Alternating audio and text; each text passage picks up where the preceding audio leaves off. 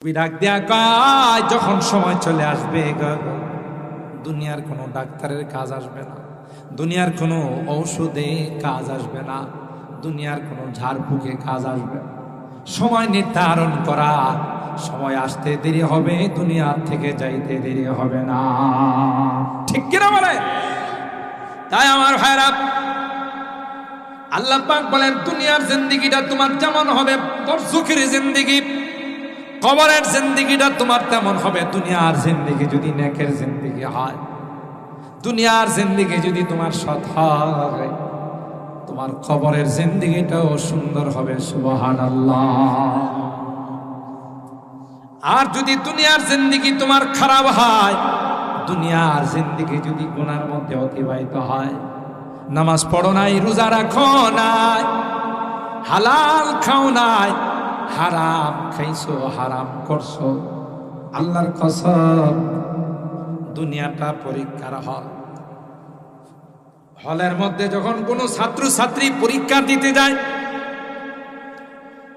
Magistrate দেখতেছে তার খাতার মধ্যে ভুল লেখালেখি করতেছে, প্রশ্নের সাথে তার জবাবের মিল নাই, তারপরেও কিন্তু ম্যাজিস্ট্রেট কোনোদিন তাকে বলে না, ম্যাজিস্ট্রেট কোনোদিন তাকে বলে নাই, তাকে বলে না তোমার প্রশ্নের সঙ্গে জবাবের মিল নাই।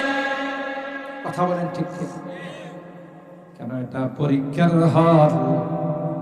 ভুল লেখক আর সঠিক লেখক তাকে লেখার সুযোগ দিতে হবে।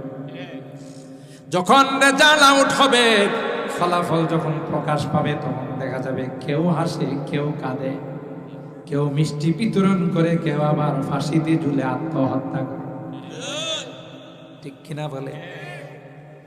আল্লাহ পাক বলেন আমি দুনিয়ার জিন্দেগিতে তোমাকে স্বাধীনতা দিয়েছি, এটা একটা পরীক্ষার হল। এখন তোমাকে কিছুই বলা হবে না। যেই তোমার মৃত্যুর সময় আসবে রে, তুমি যদি নেককার হয়ে থাকো, দিনদার হয়ে থাকো, রহমতের ফেরেশতারা তোমার সামনে আসবে, বড় আদরের সঙ্গে তোমার রূহটা নিয়ে যাবে। সুবহানাল্লাহ।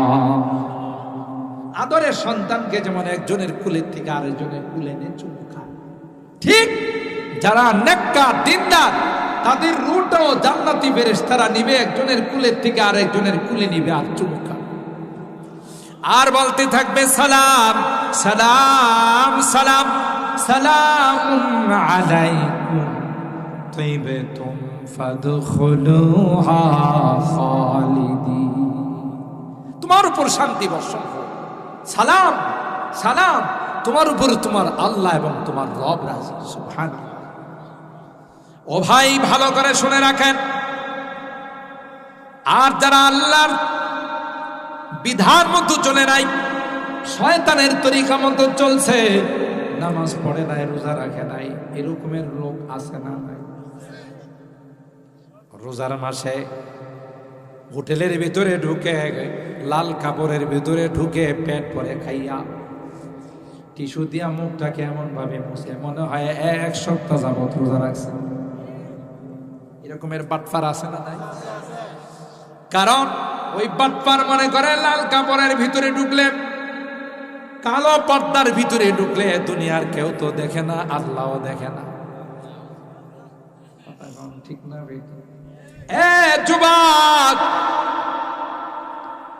তুমি রোজা রাখো না, তোমার স্বাস্থ্যটা নষ্ট হয়ে যাবে।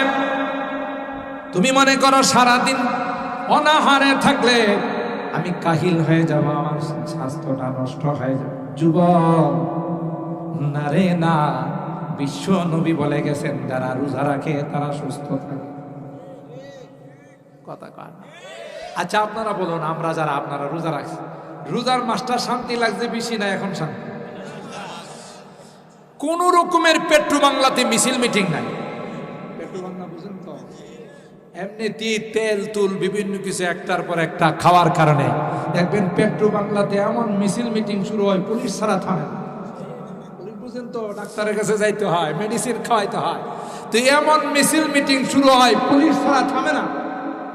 আর এই গ্যাস্ট্রিক, এই প্রেশার, এই সমস্যা, মাশাআল্লাহ রোজার মাসে দেখা যায় সব মাপাইলে সব সঠিক আছে, স্বাস্থ্য।